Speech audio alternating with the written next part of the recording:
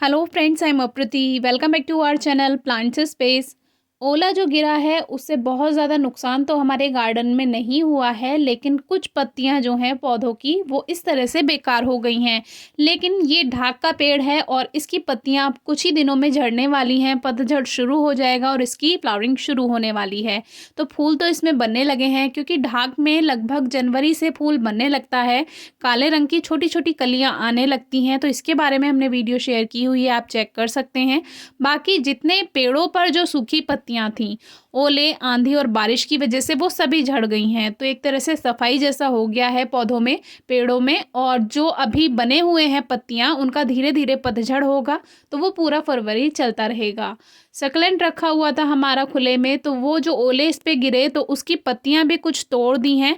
और कोई बात नहीं, बहुत अच्छे से वैसे ये ग्रोथ कर रहा था, लेकिन अब आने वाले मौसम में भी ये ग्रोथ करता रहेगा।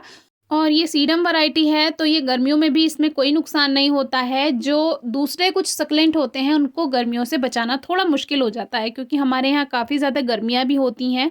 तो ठंड जैसी होती है उस हिसाब से गर्मियाँ भी अच्छी होती हैं। तो इसीलिए हम मुझे ये वाली जो वैरायटी है वो पसंद है, क्योंकि गर्मियों में इसकी बहुत ज़्यादा केयर नहीं करनी पड़ती। अब एक ब्रह्म कमल का प्लांट जो हमारा रखा हुआ था, ये ओरिजिनल ब्रह्म कमल नहीं है, ये कैक्टस की वैरायटी होती है, लेकिन इसी को ही लोग ब्रह्म कमल कहते हैं, तो इसीलिए हम भी ब्रह्म कमल कहते हैं। तो ये हमने कुछ दिन पहले रिपोर्ट किया था, तो इसमें भी कुछ पत्तियां उसकी ओला गिरने से उसमें कट लग गया।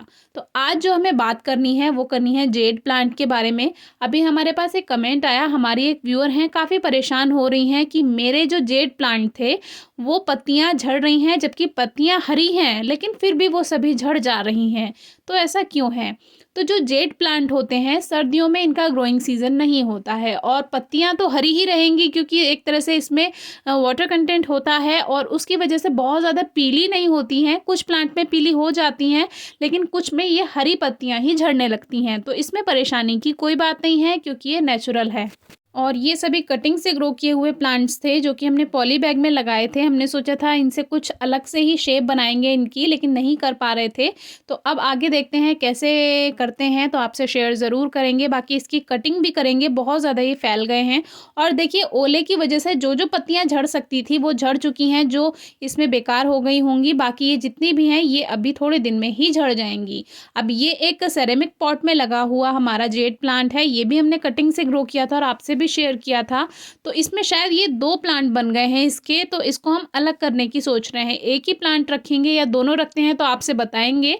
तो ये भी देखिए कितने ज़्यादा इसमें पत्तियां झड़ चुकी हैं, लेकिन सर्दियां हैं तो इस पर कोई इफेक्ट नहीं पड़ेगा। पत्तियां तो झड़ेंगी ही, तो ये नॉर्मल है, नेचुरल है।